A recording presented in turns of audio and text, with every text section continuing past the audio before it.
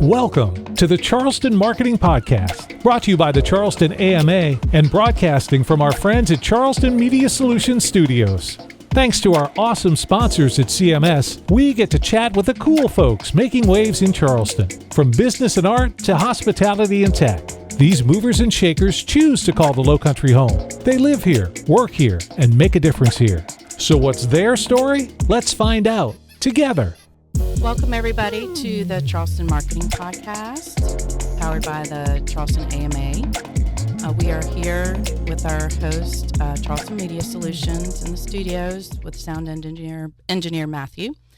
And we have a special guest today, but before we get to her, I'll just tell you a little bit about myself. I'm Amanda Bunting-Coman. I run the marketing agency Social ABCs, and I am a current AMA board member, doing all the social media, podcast, fun stuff. And if you're not a member yet, please consider joining. And we have lovely guests on our podcast all the time, but I'm extremely excited and happy to have my dear friend on with us today. And she's going to tell us all the fun things about event planning. And Laura Kate. Yes. Can you introduce yourself? I would be delighted. Thank you, Amanda and Matthew, for having me today. I'm really excited to chat. Amanda, we've known each other for a really long time. Yes. We both have sons that just graduated high school, and we were lunching back when they were little bitty babies. So we have a long history. But thank you for inviting me. My name is Laura Kate Whitney. I am the founder and chief experience officer at Goodco. We are a Southeast-based experience studio. We bring people together to tell stories through experiences because great things happen in good company. That's cool. That's it. And we worked together a long time ago. That's right. When we were young. But you've always done events and all those cool things. Yep. And then I had the pleasure of kind of sort of working by your side a couple months ago when we did the Lowcountry Literacy Project's premiere of their documentary. That's right. That was a fun run and a wonderful reunion. Yeah, my background has definitely been events, integrated marketing, but really telling stories, whether it's through marketing campaigns and experiences that bring people together in real life, IRL. Yeah, IRL. I also remembered earlier today that you used to do weddings too. Oh, yeah. I haven't done. My last wedding was in October of 2010. What's that? Wait, when did Lindsay get married? October of 2010. That was her. That was a great wedding. I was there and I loved it. It was so much fun. For some reason, I always remembered the song that they danced to as well, because it was 311 Amber. Oh, and that yes. Every time I hear that song now, I'm like, that was their wedding song. I can't believe it's such a good song. At Charlestown Landing. Yes. At Founders when Hall. It was brand spanking new. It was beautiful. That was a beautiful wedding. I hope you have to fact check everything that I said, but I do believe that was October of 2010. But yes, living in Charleston, that was 16 years ago. I feel like if you have touched events in any way, you have probably been involved in helping to produce a wedding. But I do not do weddings anymore. I like working with other types of social clients and corporate clients. You've as evolved. Well. I have evolved. Yes. There are a lot of amazing wedding planners. Oh, in this yes. town. And even crazier how far booked in advance things are happening in Charleston with weddings. But Indeed. We don't need to talk about weddings anymore. That's right. We are going to talk about more fun things with Laura Kate, LK. She's, like she said, spent over 2 decades orchestrating major events and campaigns. One of the major ones was Charleston Wine and Food Festival. Chat about that a little bit. I'd love to. It is an organization and an experience that's near and dear to my heart. Charleston Wine and Food in 2026, just this past March, celebrated their 20th anniversary, which is so rad. The festival started, I remember seeing Angel speaking at, I think it was a Czech luncheon or maybe it was a CVB gathering. Anyway, saying a couple of people, we want to come together, chefs and some culinary enthusiasts. We want to come together to celebrate the world-class culinary scene that we have here in Charleston, and also to fill up hotels on an otherwise sleepy weekend. It always falls the first weekend of March, or the first weekend of March. We know now, 20 years later, that is no longer the goal. The hotels in Charleston are filled up year-round, but it was really fun. As soon as I heard Angel talking about that and describing, she was the founding executive director. Side note, she was also a guest on this podcast a couple months ago, so if anyone wants to dig back into her episode, look it up. Angel Holmes, yes. Wow, I hope she's sneezing right now. And clearly we keep ourselves in good company. Anyway, hearing her, I was like, I had just moved to Charleston and was looking for ways to get involved, and I was a volunteer for the first 2 years helping. It was back when they let committees plan the event. So it was all volunteers. There were event producers, but there was definitely a big volunteer effort. And so in the third year, Angel invited me to join as a contract role. I ran guest services and box office ticketing. And I did that for 10 years. I moved away from Charleston during that time and would always travel back for the festival. And then around the 10th year, the festival changed leadership and hit Charleston at the time too, but the festival really hit a major chapter of growth. And so I was really excited to be invited to come back and join the staff full-time as marketing communications director. So moved back to Charleston. And that was under Alyssa's leadership, That was under Jillian's leadership. Oh, Jillian. I forgot about Jillian. Jillian Zettler. It was just a profound growth during that time. It was so much fun. And actually, Alyssa and I met over coffee. And she said... Jillian Zettler was totally on the last podcast episode. Well, you followed around with the good people, or they're following you, or something. Clearly, no, you've got all the good company here. But yeah, so anyway, Alyssa and I met, who is now the current executive director.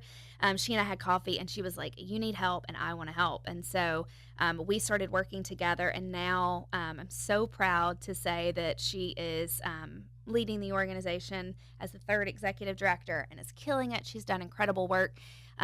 So I ended up coming back, left the festival for a little bit, ended up coming back full-time for another 2 years. I was director of experience.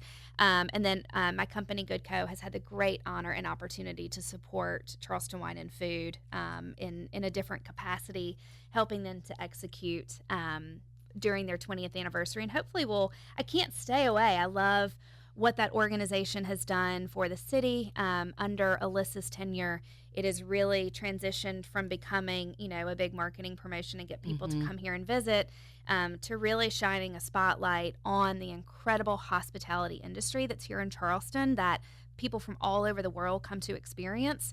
But the organization now works to not only shine a spotlight on those individuals, the chefs, the bartenders, the wine pros, the hostesses, the stewards, everybody, but also is reinvesting in that community to make sure that the next generation of culinary and hospitality talent here in the city of Charleston can only grow, be supported, have great quality of life. So anyway. And that's a good way to keep the momentum going, to be invested in the community. That's right.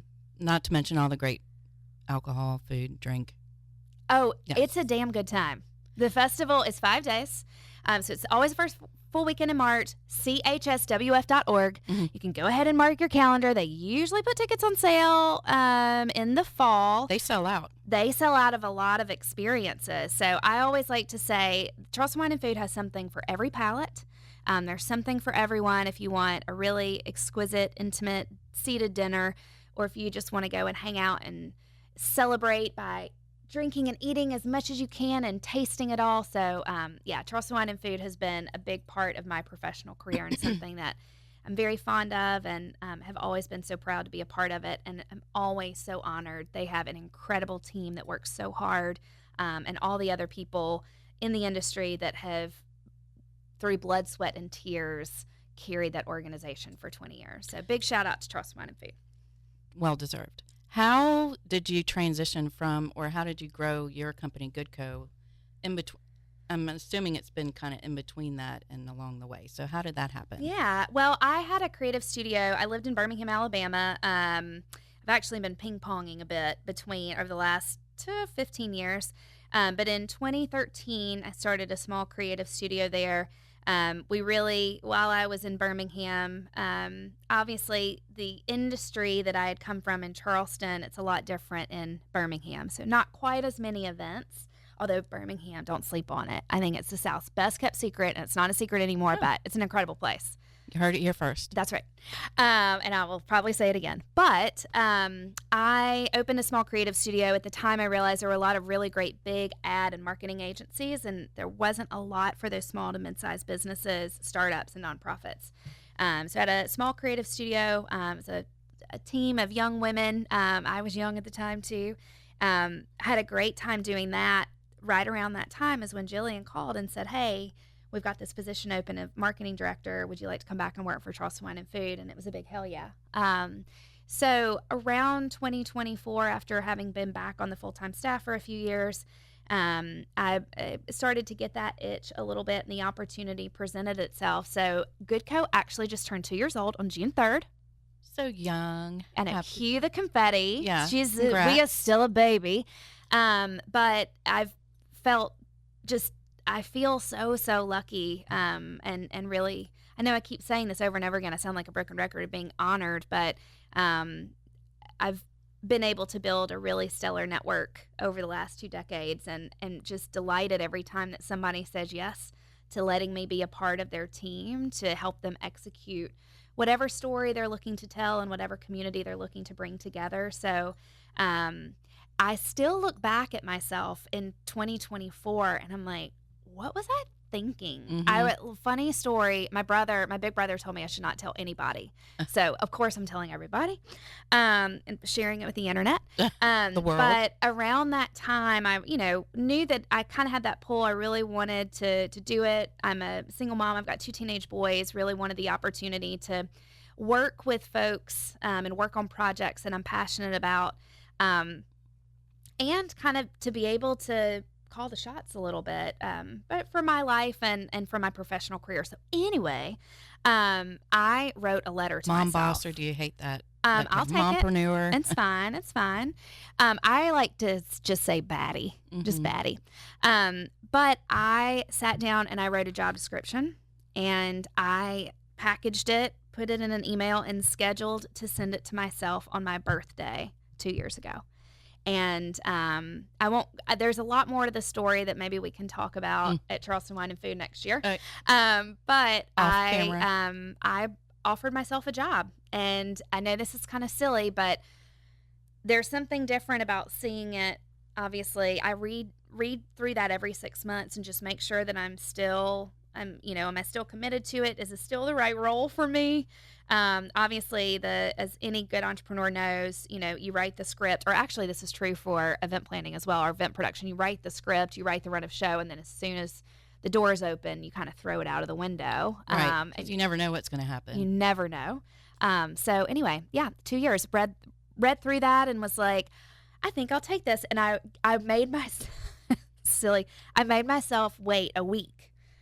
I took a week to respond to myself. But I did follow up and emailed myself and accepted the role. And here we are. Well, how nice of you. Yeah. You hired yourself? I hired myself. So do you give yourself a quarterly review or an annual review every year?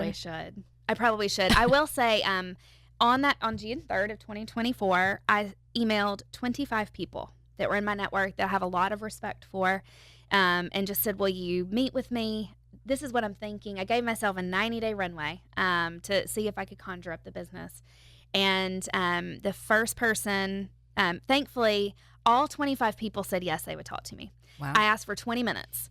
So the first couple of weeks, it was just a lot of phone calls. I cleared out the mudroom in my home. I quickly moved out of the mudroom because I'm no good at working from home. But the very first phone call that I had was with Melanie Robinson, who's the founder of Sprout House, a fantastic PR agency. They do all kinds of good stuff now, but they represent some of our favorite hospitality brands up and down the East Coast. I think they're going to be a guest too. Of course.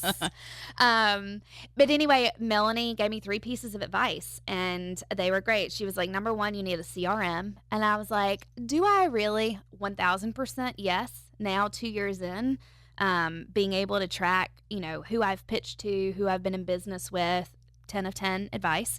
She said, number 2, make it hurt when they don't pay you on time. And that took me a little while to understand the depth of that advice, but sage wisdom, 10 of 10.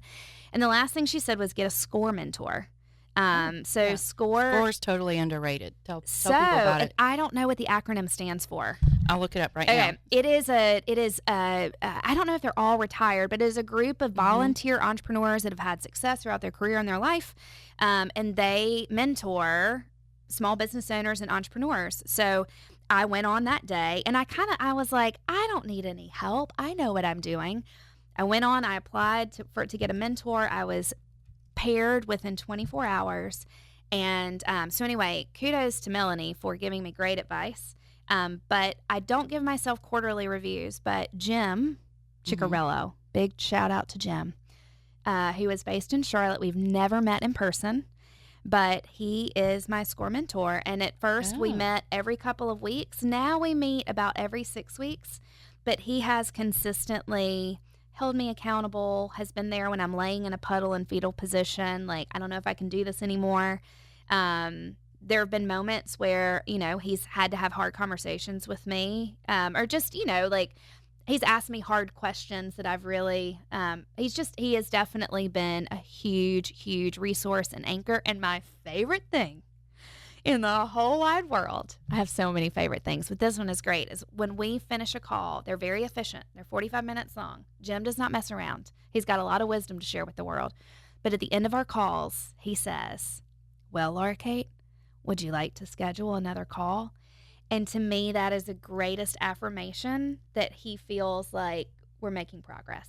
So anyway, and can't recommend that enough. SCORE. They're all over the country. And yes. I'm on their website, and it doesn't explain what their acronym is, but I know it's of retired executives. Okay. The ORE is of retired executives. Super cool organization of retired executives. Yeah, sure. That's what SCORE stands We'll go with for. that. That's funny. Anyways, yeah.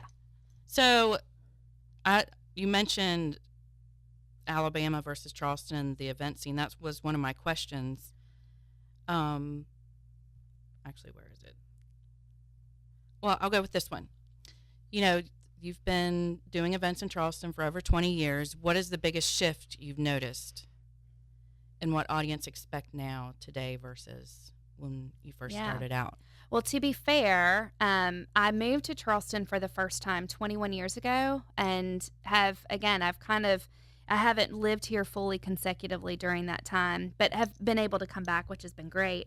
I have had the opportunity to produce in other cities and other markets.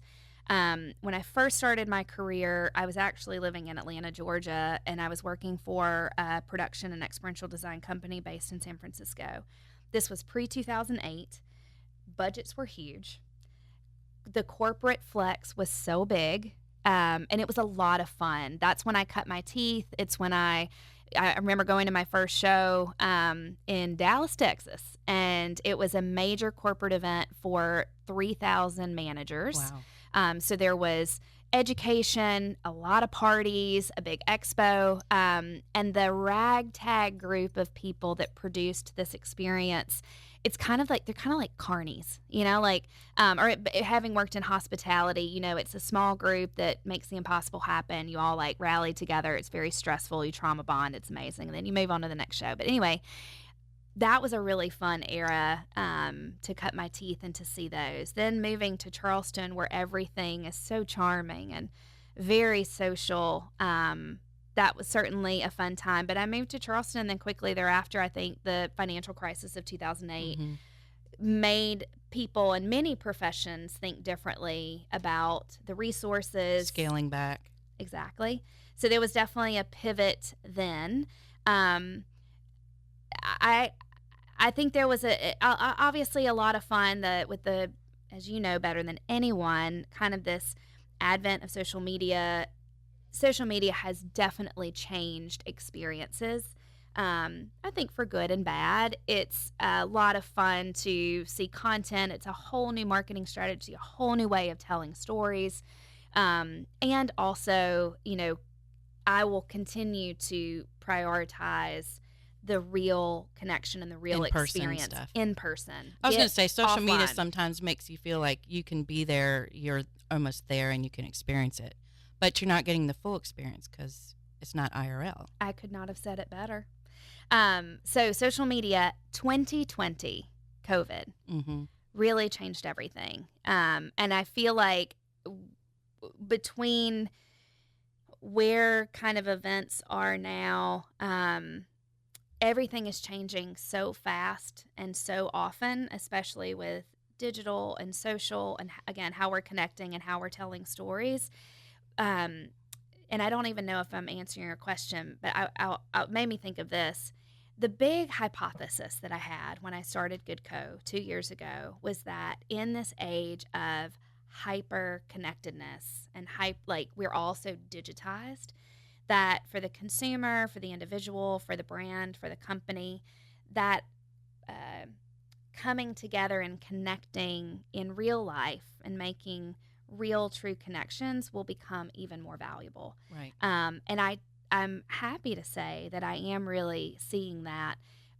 One interesting piece is, I think, 10 years ago, brands and companies wanted to get as much bang for their buck. For beverage brands, I always think of like liquid to lips. It's like, how much liquid can we get to lips? How many people can we kind of move through?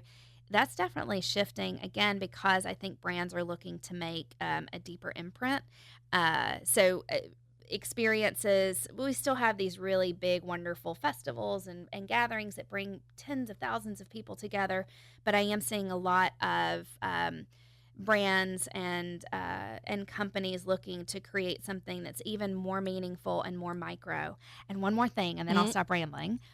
I'll never stop rambling. Something that I do like to say is we are in an era where so many marketing firms and we speak through impressions. That's kind of like the metric. But Goodco, we are not so concerned about impressions. We're more interested in creating imprints. So real, true touch points that leave a mark on someone, that leave a memory. And they remember how they feel in that moment. That's right. Some of what you said made me think of, we had Marcus Heyman from Black Food Truck Festival on too, and he talked about the change in the younger generation, how they're not drinking as much, the alcohol, the consumption of that product, and how that affects events and festivals. And what's your take on it? That's absolutely true. We've got youngsters, that are not quite of drinking age. I'm not sure why. They're 18, so they are like mini they're adults. Getting close. Yeah, they are mini adults. Marcus is definitely spot on. That is definitely, consumer needs are definitely changing. I think it's also interesting, 10 years ago, people wanted every Instagrammable moment possible. But also Instagram is like the wild, wild west. Like you could still see when something was posted. You know what I mean? Like in the timeline. In a feed. Yeah. But now there's so many, even on one platform, there's so many different ways that you can kind of experience something. So I feel like back then everybody wanted their moment. It is interesting to see that a growing number of people not only they don't want to get hammered, but they also want to put the phones away. Yeah. And actually have a real experience. So I think it's interesting to figure out, it's different based on any client's needs, but I have a lot of fun figuring out how do we create those imprints without the device, but also in a way that is going to have some sort of return in being able to share content down the road. So anyway, Marcus is spot on. It's true. Like you mentioned, you split your time between Alabama and Charleston for a while. Now you're still doing that. I live here in Charleston. I spend a lot of time in Alabama. But also, in the last 2 years, we have activated across the Southeast. Last year, I kind of went through my calendar at the end of last year. We went to 8 states. So wow. That's a lot. It is a lot, but definitely a lot of time in Sweet Home Alabama. So how has that experience reshaped how you view community building and how you approach your work back here in Charleston? I love this question. I think I appreciate both communities. Well, really anywhere. But obviously very different. One thing that is a non-negotiable for Goodco is that when we're working with a client on a particular project, I'm not an event planner. I mean, technically I am, and I've worn that title before. But again, I like to really drill down. I'm an experienced architect. And some people are like, what does that even mean? I'm like, I build experience. A lot of people are like, you're an architect? I'm like, let me tell you more. But the non-negotiable is I know how valuable and how meaningful human connection is. I love, as a storyteller and as someone who's had the great opportunity to see all kinds of different environments where people are coming together to share stories or to celebrate a milestone, or to drive some sort of cause. Goodco, we always approach it. We want to build a community asset. We are not coming in to like produce a one and done thing. Like we're going to come in, produce that run of show, pack everything up and get out of there. We really want to work with clients who understand our approach to, we're going to find every possible way to integrate and engage the local community, local retailers, businesses, food purveyors. We also want to understand who are community partners for that company or that organization, because if they are making that investment, obviously their partners should be a part of it and should feel some of the value and some of the momentum. So that is really the approach. The event is fun, the storytelling is fun, but we really approach every project to say, how can we create a community asset that is going to go beyond just, this 4-hour gathering. I feel like you can be plopped down anywhere in any city and you could make an event fabulous. So 1,000%. That is probably accurate. And I mean, that just goes to show that you are passionate about what you do and you love what you do. So I feel like you could do it anywhere. Well, I appreciate that. I will say one other piece. Obviously, we have a lot of expertise in the experiences, but having worked in marketing and integrated marketing, it is a lot of fun to pull on all those different levers, from traditional, I love print, to figuring out what are some social media strategies. I like to leave that to the pros. How are we leveraging technology to connect people, to market to them, and then obviously diving into data to understand what did people like, who was there, what were the connections. So again, it is definitely an integrated strategy. A lot of times if a company is producing an event, it's coming out of their marketing budget. So we really want to be able to pull all those marketing levers. So when you mentioned data, I like data too. Do you do that on your own, or do you gather it from other, like the companies that are hosting the event? Or is that something that you provide, like a survey or whatever? Well, I always recommend a survey for sure. So usually I'll work with a client. We'll compile what are the metrics that are really important to them and to any of their sponsors or their partners, and then obviously on their behalf, or we'll figure out what is the right platform, and then being able to kind of mine through that data.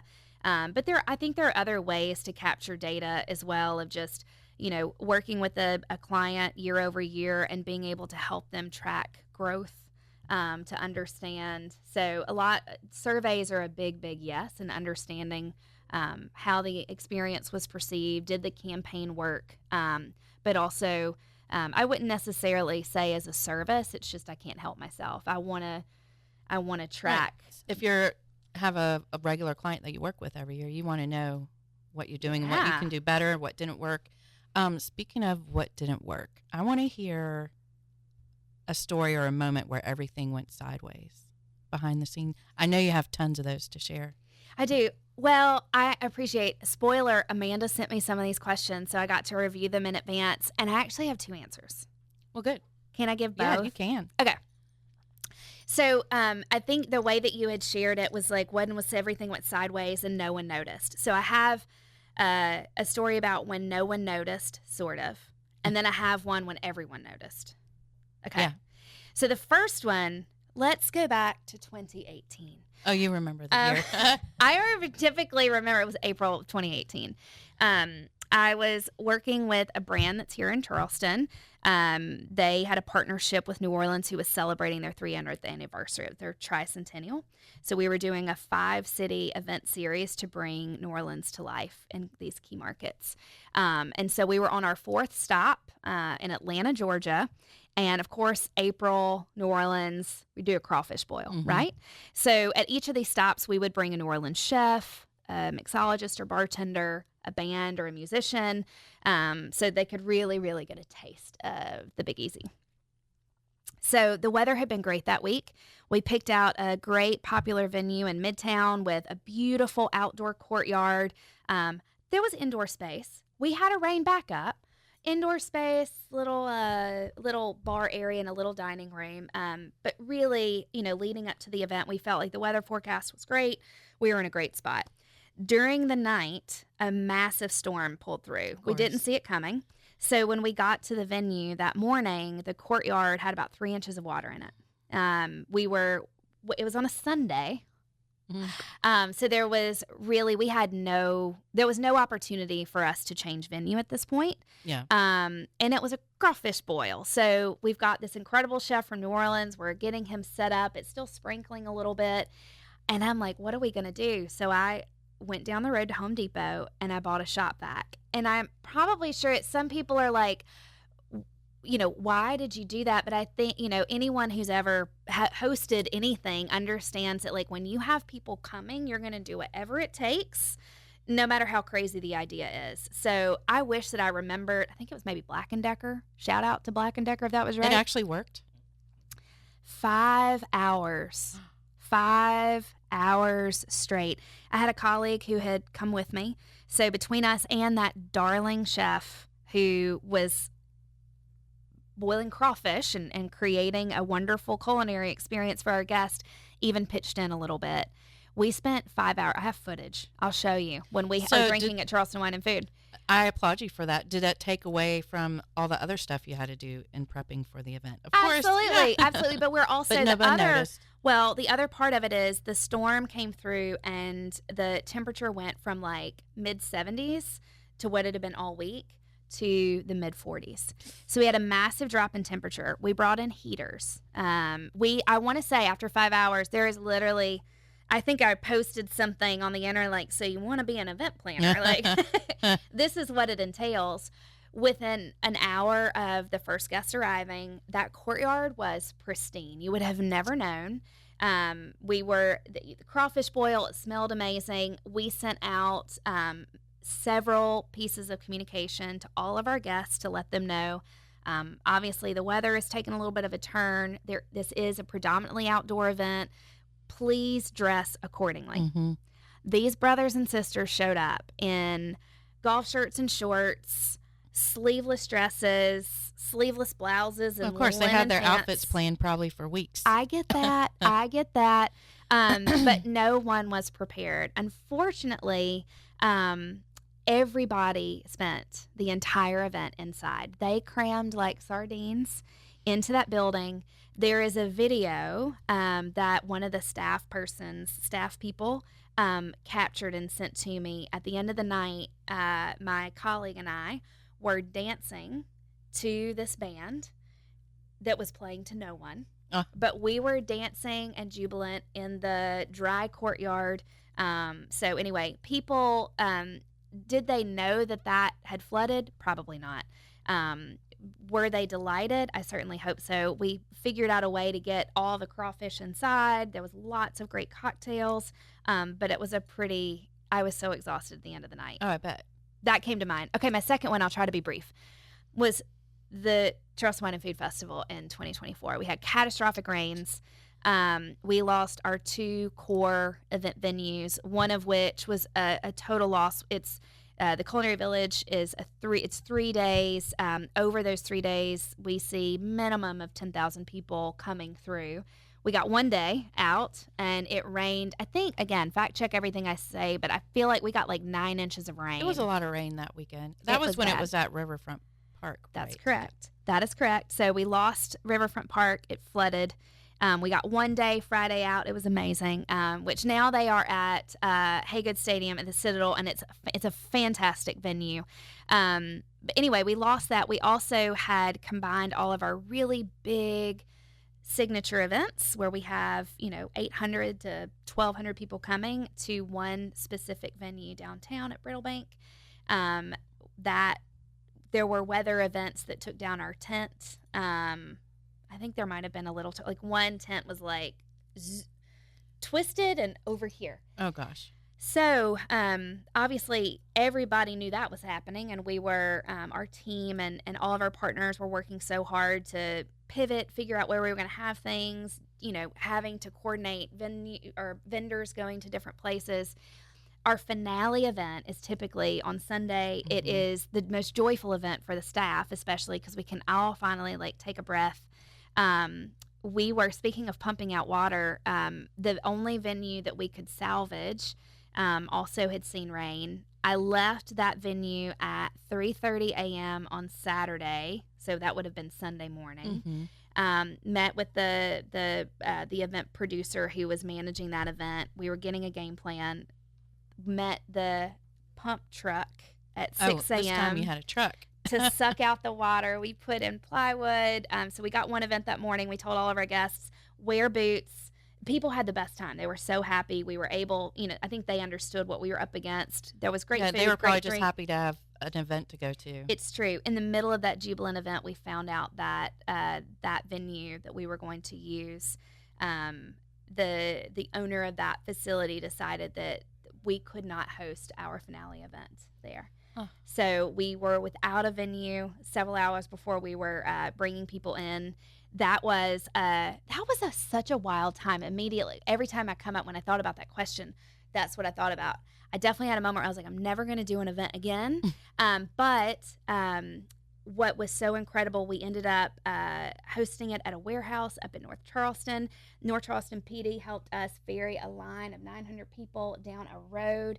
It was the most incredible expression of every single person coming together to make a go, and it ended up being a really, really proud moment. Anyway, that was a really long story, but thank you for letting me indulge we need all myself. those details. I asked the question. I wanted to know that. That's a fun story. Yeah. Fun the way it ended. Definitely it ended. So has that changed how Charleston Wine and Food Fest has, added addendums or whatever to amendments to their planning for future events? I am even sure. though their team there's always a rain plan. Oh yes, definitely even always a rain plan backup. Yeah. But sometimes you need a backup for your backup. That's right. Yes, their team is incredible, and they've only continued to kind of refine that process. But I think, as we do with life, you learn. Every single experience teaches you something else, and that we just learned something here as we started the slate. We learned something today.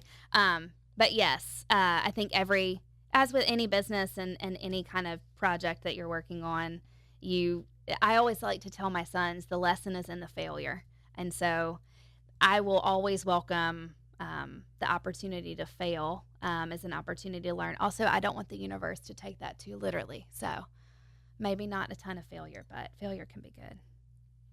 There's got to be another word that we can use, not failure, a misstep or a mistake. Yeah, or an oopsie. An oopsie, yeah. Yeah, an oopsie. So between being a business owner, raising two sons, what does a perfect day off look like for you? Do they exist? Well, no. Somebody asked me recently, where do you want your business to be in 10 years? And I was like, what? That's a good question, too. I should have asked that. It really shocked me because I didn't have an answer. And I've really been working to figure out what do I want that to look like. Well, because you email yourself, you hired yourself, you speak to a SCORE mentor on a regular basis, and he hasn't asked you that question either? He has not, but we have. When that question was posed, of course I went back to Jim. I was like, Jim, we got to talk because I feel like I need to be able to answer that. I appreciate that this individual obviously asked me as an entrepreneur, and then I said, honestly, the only thing that I can think about is I want to launch my two sons. I want them to graduate, and that's really my biggest goal. And and he said, well, as a small business owner, entrepreneur, your there is no true work-life balance. It all blends together. Yep. And that's one of the big reasons that I kind of took the leap and went out on my own. So I really enjoy working. I get to be around really cool people. I love being curious and asking questions. So I really do enjoy working. But I think it was a perfect day. I would wake up, open up the curtains, see a beautiful dawn, make my coffee. I like to read and study every morning and write a little bit. I would go for a nice long walk. And my day would include having conversations, being able to workshop strategy on a really fun project, possibly a glass of bubbly or maybe some wine. I'm currently obsessed. It's not a secret, but I've just moved to a new office, and I've become a more frequent visitor at Stems and Skins, which is an incredible wine bar in North Charleston, Park Circle. So maybe a little happy hour there. Definitely some QT time with my sons where they actually want to hang out with me. We take what we can get. Yeah, I think that would be a nice day. At least a good long walk, some reading, some writing, some really good conversations, and something fun to snack on. Yeah. I have this problem. I'm sure you do too. Sometimes I have trouble sleeping at night. And I just stay awake. My brain's like just thinking. I play chess in the middle of the night. Thinking about work, thinking about life. And I can't go back to sleep, so I just get up and do the things. Yeah. Are you like that too? Or are you smart and you just write things down on your nightstand and then close it and go back to bed? That would be great. I do have to say, and I know we're obviously talking about marketing and career, but if I can pivot for a moment, we are women in the prime of our lives, or in the primes of our lives. We're in the prime of our life. I was waking up at 2 a.m. religiously, doing chess in my mind, not necessarily dreaming up amazing things, but more so like the to-do list, but also just I was stressing myself out. Went and had all my labs done, got prescribed progesterone. Yep. Because I am obviously moving into the season of life. Sorry, Matthew, not sorry. Talk about perimenopause and menopause. That has completely I am sleeping like a baby. I get 8 hours of sleep, and noticing how rest has... It makes a huge difference in your life. It has changed my life. You probably don't have a dog that wakes you up at 3 o'clock in the morning, too, every night. I don't. We do have a cat. Mozart that belongs to my sons, and we call him Mosey. Doesn't wake me up at 3 a.m., but as soon as dawn cracks on the horizon, Mosey comes and sits right on top of me. So I do have that little wake-up call, but yeah, no. I wish that even in those nights where I'd be laying around, I would still not get up. I wish that I could say that I did, but I wasn't productive. I would just lay there in a panic, think about all the things I had to do. Yeah, I learned... I just get up and do it, and then I go back to bed, and then I'm tired, and then it's time to get up. So it's another sleepless night. The worst. But we'll have to talk behind the scenes about for sure all the hormones and stuff. I would love it. Stat Wellness in North Charleston. That's my other shout out and plug. We'll talk. What is one piece of advice that you could offer to young professionals looking to break into the event and marketing industry in the Charleston, Mount Pleasant area? Don't do it. I'm just kidding. Do it. I'm kidding. Oh gosh.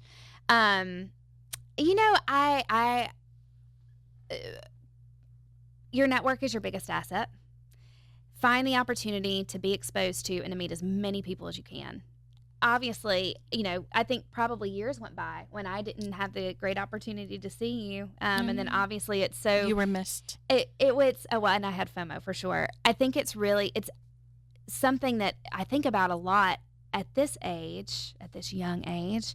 It's so cool to see my colleagues that I have met through different chapters of my life, how they have risen into their leadership and various... So it is definitely an investment that certainly begins to really bear fruit you just, as if you continue to make sure, don't burn any bridges, meet as many people as you can, keep touch points, and let people know when someone has impacted your life. Make sure that they know it, because again, as you continue to grow in your career, you never know when your paths are going to cross again. You're going to end up on a project together, or you're going to need some expertise or some help. So that's the biggest. Your network is your biggest asset. And I will say, I do see this with young people that I speak with. Even our sons were in school during COVID, in virtual learning. And so, a lot of young professionals and early career professionals now probably attended some college or maybe even graduated from college on Zoom. And I hope that exercise, I feel like that in some conversations that I've had doesn't come as easily, because they're digital natives and they're finding their ways to connect online. But I think there is so much power in seeking out experiences and opportunities that will get you in front of as many people as possible. And here in Charleston, there's so many great free things like Creative Mornings, which is a global gathering, but there's a great, robust, strong chapter here in Charleston. It's free. They meet once a month. A lot of different creatives. I know that you of anyone could rattle off all of the great things. One I'll just mention is 1 Million Cups. I'm sure you've heard. Yes, They meet once a week. On Wednesdays? On Wednesdays at 9:00. It's just an hour and it's free. Yeah. So I feel there's so many opportunities to get out, and 80 people that come every time. That's incredible. I know. Yeah. I go once a month. I try to. Well, I would say may I do one more? I still haven't been, and I would like to go. So I will see you there. I will see you there soon. I think network is your biggest asset. And I also, I don't know, some people may disagree with me, but I think especially for young people, there is something to be said about cultivating your personal brand more than just on LinkedIn or more than just like what a screen shows, but really thinking about, and I still don't think I have it figured out. I look back at myself at 25 years old. Yeah, I have reinvented myself a number of times. But that is, if I could go back and tell my younger self anything, is really being careful about what that personal brand, what stuff you're putting out online. And again, at the end of the day, it's you and your Rolodex, if any young people even know what that is. But I would say personal brand and build your network. Good advice. I had another question about something fun. Where is it? Oh, you love nachos. The best food group. We have to know. Matthew and I want to know. Who has the absolute best plate of nachos in Charleston or in the Southeast? Because you've been all over. I have had nachos everywhere. If it's on the menu, I'll order the nachos. And I can eat nachos for breakfast, lunch, and dinner. It is the perfect meal because you just need a vessel. It could be chips. It could be tater tots. It could be, gosh forbid, vegetables. Potatoes. Yeah. It could be anything. And then you can throw whatever stuff you want on top of it. I make the best nachos, so you're invited. I think here locally in Charleston, Level Juanita Greenberg's nachos. Pro tip, get the half order. It will be 2 meals. They're really good. They're everything you want in nachos. Crunchy, creamy, cheesy, good meat, like freshness from Pico. Matthew's hungry. My favorite dish, though, and my all-time, especially when I've gone away from Charleston, I come back, is going to Juanita Greenberg's and getting the chicken nachos Royale. To be clear, that is not a nacho dish, even though you would think it was. But I love the chicken nachos Royale. It's more like a Mexican pizza, but Juanita Greenberg's nachos, they're a great deal, and they're delicious. Salted Cowboys. Saltwater. Thank you. Saltwater Cowboys on Shem Creek has like the trash can nachos. Those are amazing. Talk about experience. There is nothing more delightful than like dumping a can and they're all oozy right in front of you. Vibe. If I need a place that checks all the boxes, Home Team, which is celebrating their 20th anniversary soon.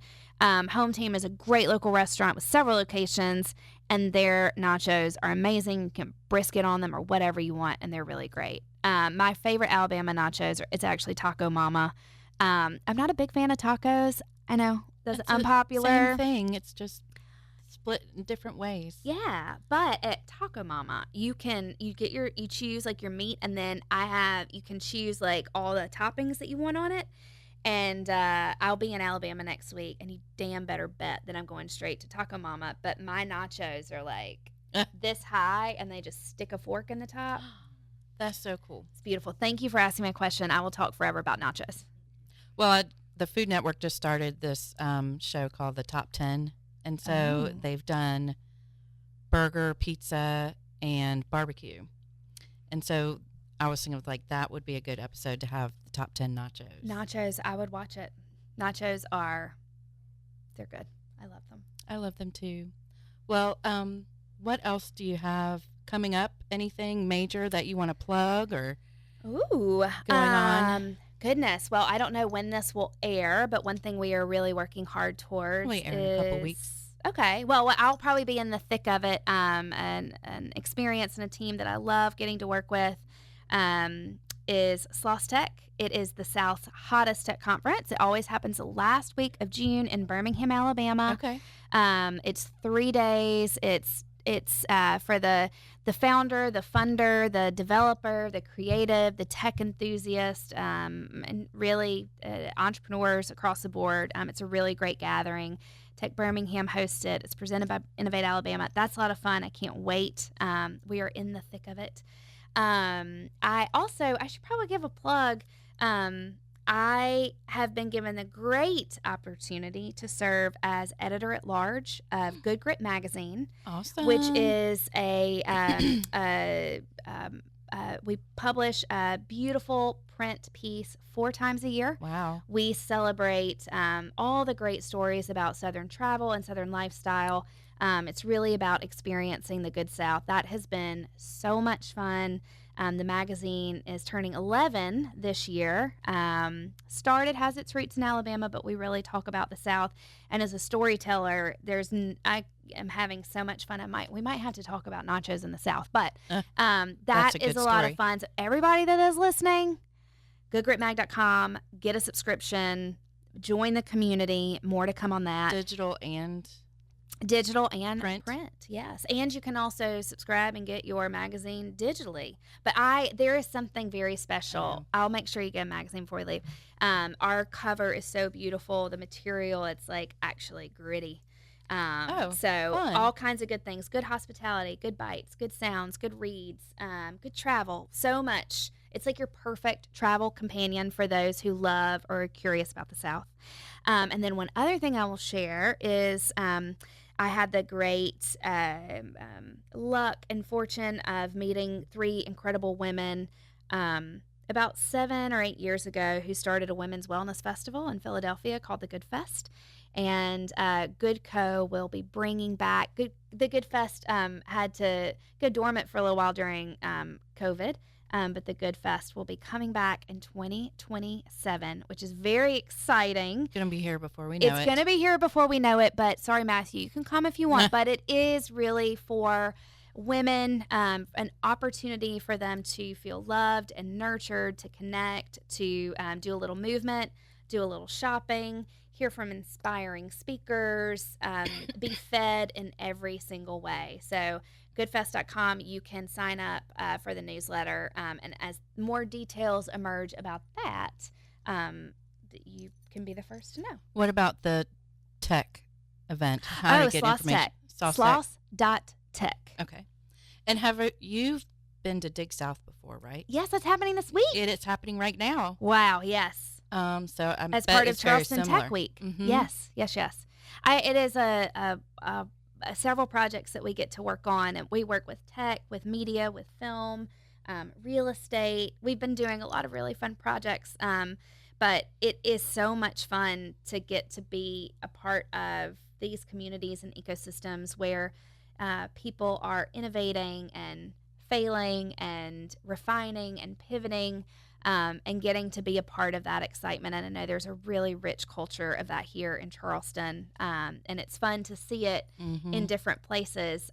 Actually, during Sloss Tech, there is a pitch competition. This will be our second year. The grand prize is $100,000. It's powered by the Regions Foundation.